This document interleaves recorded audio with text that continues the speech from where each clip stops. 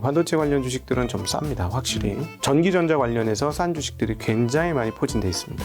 그리고 이제 제약바이오도 싼 게 엄청나게 많습니다. 네, 여기서도 충분히 찾을 수 있고요.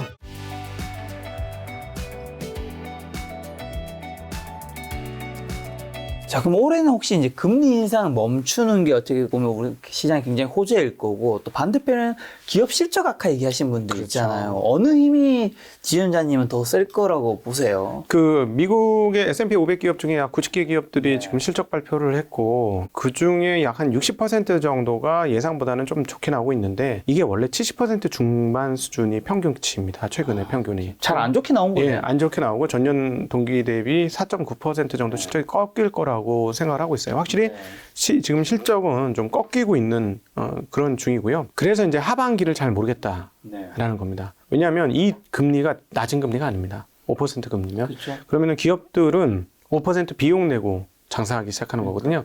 그러면 아무래도 이익 훼손될 가능성이 계속 있죠. 그러면 그 반등 구간이고, 반등 구간이 뭐 한국으로 환산해 보면 그게 뭐 2,500이 될지 600이 될지 700이 될지 800이 될지 잘 모르겠지만 반등 구간이고, 그것 모두가 랠리로 쪽쪽 뽑아서 3,000, 4,000 넘어가려면 기업 이익이 회복돼야 되는 게 분명히 맞아서 아직 그게 안 보이니 그것까진 계산에 넣지 말자. 지금 그냥 반등까지만 계산에 넣고 기업 실적으로 봐서는 그냥 쏘쏘 할 건데, 그럼 떨어질 거냐? 작년에 떨어졌죠. 그렇죠. 네, 작년에 떨어졌어요. 왜냐하면 미국 기준으로 보면은 나스닥 고점 대비 30% 중반이 빠졌고 S&P도 거의 30% 가까이 빠졌다가 이제 올라왔고 했기 때문에 미국의 그 침체 평균 수준까지는 떨어졌어요. 그러니까 침체를 반영은 안 한 건 아닙니다. 물론 그 전에 고점이 너무 높아서 그걸로 되겠냐라고 보실 수는 있는데, 어느 정도 반영을 했기 때문에 뭐 새롭게 반영이 될 거다. 그럼 기업의 이익이 우하향이 하반기까지 해서 24년 상반기까지 이어질 거라고 생각이 되면 그때는 다시 우하향할 겁니다. 그거는 이제 그때 가서 보자. 자, 그러면 지원자님 아까 상고라고 얘기해 주셨는데, 사실 지금 코스피가 2,140이었네. 그 저점 찍고 지금 벌써 2,400 중후반까지 훅 와버렸잖아요. 예. 좀 살려고 했던 분들은 뭐야 이거 좀 많이 올랐는데? 생각할 수 있잖아요. 지금에는 좀 안 들어가기도 애매한데 사기도 약간 위로도 너무 많이 올라서 이제 여백이 얼마나 있을까 생각하실 것 같아요. 그런 분들은 좀 어떻게 하면 좋을까요? 그냥 지수로 세상을 판단하지 말자. 그리고 시장을 너무 예측하려고 하지 말자라는 말씀 드리고 싶고, 일단 첫 번째, 인버스 안 산 게 어딥니까? 굿버스 안 산 게 어디고요? 근데 너무나 안타깝게도 개인들이 가장 많이 산 게 지금 굿버스 인버스예요. 정말요? 너무 안타까워요. 가장 많이 산 것 중 하나가? 저 아마 김 작가 나와서 아마 거의 꾸준하고 일관되게 얘기한 게, 시장 예측하지 말고 시장 맞추려고 하지 말라는 얘기를 아마 드렸을 건데, 맞아요. 그거 진짜 그것 좀 안 하셨으면 좋겠어요. 저는 못 맞추겠는걸? 그리고 저보다 좀 경력이 많으신 분이 있어요. 한 90년 투자하신 분. 90년이요? 워렌 버핏. 그분도 시장 모른다 그러죠. 맞추지 말라고 하죠. 그분도 모른다 그래. 모른다. 자기는 맞아요. 모르겠다. 맞아. 근데 왜 시장 들어온 지 1, 2년 되신 분들이 다 아는 것처럼 시장을 예측할까? 90년 투자하신 분이 그러는데. 그게 참 의문이고요. 근데 처음엔 다 그래요. 그러니까 시장 보고 무언가를 하려고 하지 마시고요. 지금도 찾아보면은 아주 저렴한 기업들이 꽤나 됩니다. 그런 것들을 찾아서 기다려 보는 거죠. 그러니까 욕심이 있고 빨리 돈 벌고 싶으면 그거는 세상 없어도 안 됩니다. 어쩔 수 없어요. 지점장님이 가장 잘하시는 이제 싼 거 사가지고 엉덩이 이제 뭉떼면서 이제 기다리시는 거. 아까 전에 어떻게 보면 엔터, K-팝 OTT는 이미 좀 올랐고, 리오프닝도 요즘 좀 반응도 있었고, 뭐 엉덩이를 뭉떼는 그건 어디 쪽인가요 지금은? 전 영역에 다 숨어 있죠. 일단 반도체는 너덜너덜해져 있으니까 요 며칠 오른 거밖에 없거든요. 반도체 관련 주식들은 좀 쌉니다. 확실히.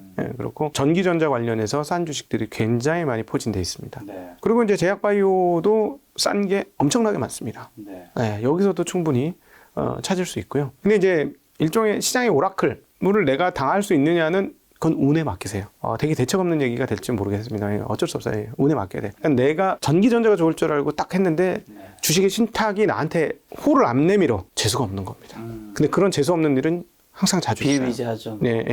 그리고 예를 들어 내가 제약바이오를 샀는데 홀이 나한테 안 와. 그럴 수 있어요. 근데 그럼에도 불구하고 투자해서 좋은 그 리턴을 결국 얻고 성공적인 투자자가 되려면 자기 포지션이 어떻게 되어야 되는지에 대한 입장을 명확히 하게 하셔야 돼요.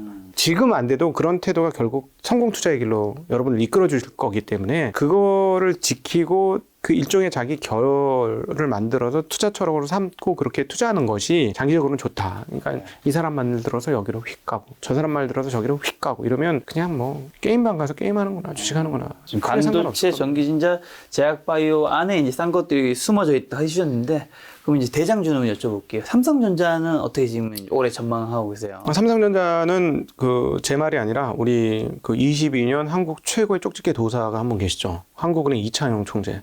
그분이 가라사대 집값이 비싸다. 집을 사실 분은 알아서 해라. 여유 있는 분만 알아서 해라. 감당할 생각을 하고 해라. 그 이후로 집값이 떨어졌고 이창용 총재 가라사대. 화질이 너무 한쪽으로 쏠린 것 같다. 라고 말하니 원화가 강세로 전환됐더라. 이야, 이게 세 번째 궁금해집니다. 이제 슬슬. 입질이 아주. 이번 기자 간담회 가라사대 상반기 경기는 꽤나 어려울 것이대. 하반기 쯤부터 반도체가 풀릴 것이라고 예상하고 있다. 아주 확정적으로 얘기는 하지 않았어요. 보통 약간 그래도 좀 일찍 반영되잖아요. 주가에는. 그러니까 벌써 반영되잖아요. 지금 반영되고 있잖아요.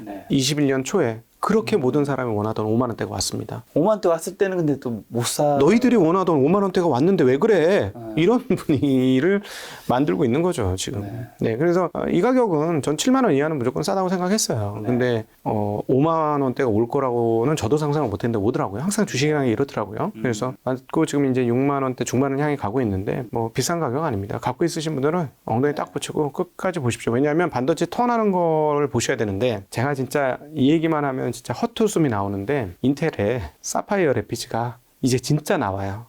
양치기 소년도 이런 양치기 소년이 없어. 한 2년 엿을 매겼거든요. 그러니까 사파이어 레피지가 아니고 사파이어 엿피즈예요. 엿 매겨가지고 네. 진짜 엿의 진짜 최고봉이었는데 나옵니다. 인텔의 서버 시장 점유율은 80%가 소폭 넘습니다. AMD가 시장을 엄청나게 많이 뺏어갔습니다만 약 18%대예요. 근데 재미난 것 중에 하나가 PC 시장에서는 엘더레이크라는 이름으로 출시를 했습니다, 이미. 근데 PC 시장에서 AMD의 점유율이 소폭 하락하기 시작했어요. 자, 그렇다면 이건 무슨 말이냐면 그동안 오래도록 서버를 교체하지 않았던 데이터 센터들이나 이런 업체들이 신형 CPU를 바꾸게 될 건데 그게 하반기부터입니다. 근데 얘만 바꾸냐? D램도 다 바꿔요. D램도 DDR5로 바뀌고요. 이건 구조적이에요. 왜냐하면 전성비가 워낙 좋아요. 앞으로 AI 시대, 챗 PTP 시대에 뭐가 제일 문제라고 생각하십니까? 저는 전기료가 제일 문제라고 생각합니다. 지금 이미 비용이 나오잖아요. 왜 비용이? 그 전기료가 많이 쓰여지는 거거든. 수조번 연산한다면서요. 수조번 연산하게 해야 되잖아요. 뭘로? 전기로. 예, 전기가 많이 들어요. 그러니까 이 AI 업체, 서버 업체, 데이터 센터들은 전기를 덜 쓰는 칩은 필수품이에요. 근데 반도체가 성장한다는 건 일컬어 전성비가 좋아진다는 얘기예요. 자, 그러면 하반기에 과연 안 바꿀 거냐? 전 바꾸기 시작할 거라고 보고요. 그러면 하반기에 지금은 길이 안 보여. 이젠 어두움밖에 안 남았어. 이렇게 여겨지지만 새로운 길이 열리기 시작하면서 이게 판매가 시작되네 하는데 실질적으로 수치로 잡히는 판매의 양은 별로 안 클 수 있습니다. 그러나 길이 열렸네? 라고 생각하면 시장 반영하겠죠. 분명히 시장 한번 사전에 반영할 겁니다. 그래서 좋게 보신다.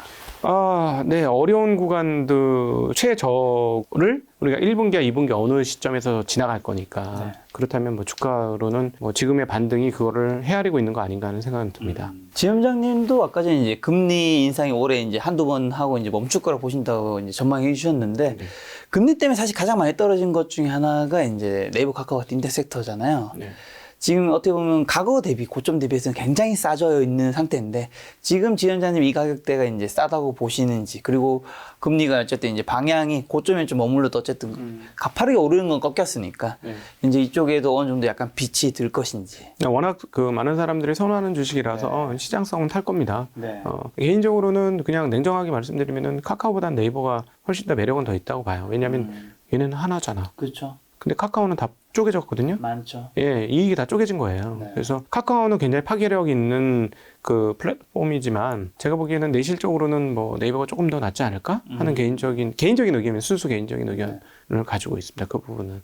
이제 구글과 아마존에서 인력 감소 이제 발표를 했다는 자체가 어쨌든 그런 쪽에는 이제 관련된 어느 쪽에는 이제 돈을 좀 적게 쓰겠다는 거지만 또 이런 이제 빅테크 관련돼서 어떤 분야는 돈을 많이 쓰게 될 거잖아요. 그게 이제 어떤 데가 될까요? 이제 AI는 완전 트렌드예요. 요즘 챗봇인가? 네, 근데 챗봇이 중요한 건 아니고요. 이미 테슬라 자동차입니까? 로봇입니까? 뭐 로봇 쪽에 가깝다고 봐야 될까요? 예, 그건 네, 로봇이에요. 플랫폼 뭐 이런 쪽. 테슬라의 자동차가 그건 로봇이에요. 자율주행이 결국 로봇이 하는 게 그거예요. 로봇이 하는 게 경우의 수를 계산해서 움직일 걸 판단하는 거, 그게 로봇이 하는 행동 아니겠습니까? 근데 이게 결국 AI예요. 그래서 이 AI는 급속도로 성장을 하게 될 거고요. 네. 그거는 이미 그 GPU 연산기의 판매를 통해서도 나타나고 있고, 왜 엔비디아가 매출은 인텔에 반도 안 되는 회사가 그렇게 주가가 인텔보다 훨씬 더 비싸냐? 그거는 이 그 GPU 시장이 그만큼 중요하기 때문이고, 이 GPU 시장이 중요한 건 AI 때문에 중요한 겁니다. 그래서 이 시장은 무조건 클 거고, 거기에 대한 투자는 계속해서 될 거예요. 거기에서 또 인텔이 무슨 행동을 할 것인지도 또 되게 중요하고 재미난 IT 쪽에서는 포인트입니다. 왜냐하면 이번에 인텔이 이번에 그 새로운 신형 CPU에서 새로운 접속 기술인 CXL을 이제 도입을 합니다. CXL은 다중 접속이 가능하게 하는 그런 그 기술인데요. 여기에 폰테베키오라는 GPU를 붙입니다. 그래서 자기네 안에서는 최적의 성능을 발휘하는 그런 GPU를 선보일 거예요. 왜? 그게 중요한 시장인지 아는 거죠. 만약에 이게 시장에서 어떻게 터질 거냐에 따라서 요 회사들끼리의 아주 근홍할거가 되게 재밌을 것 같고, 또 하나 반도체 쪽에서는 퀄컴의 반격이 어떻게 나올 것인지도 굉장히 재미납니다. 그 퀄컴이 재작년에 인수한 누비라라는 회사가 있습니다. 이 누비라라는 회사는 누가 창업한 회사냐면 애플의 A 시리즈하고 M 시리즈의 칩을 만들었던 핵심 인재들이 나와서 만든 회사예요. 이 회사의 수장이 이제 퀄컴의 부사장이 됐거든요. 그래서 이제 퀄컴 스냅드래곤의 성능이 굉장히 큰 폭으로 좋아질 때가 되었습니다. 자, 이건 무슨 말을 의미하느냐? 안드로이드 폰 진영의 부활을 의미합니다. 사실은 안드로이드 폰인데 왜 밀렸느냐, 아이폰한테 최근에. 안 돼서 그래요, AP가. AP 성능 격차 보면 굉장히 크게 납니다. 그래도 결국 퀄컴이 삼성전자 파운드리에서 짐 싸들고 TSMC로 넘어간 거예요. 안 나오니까.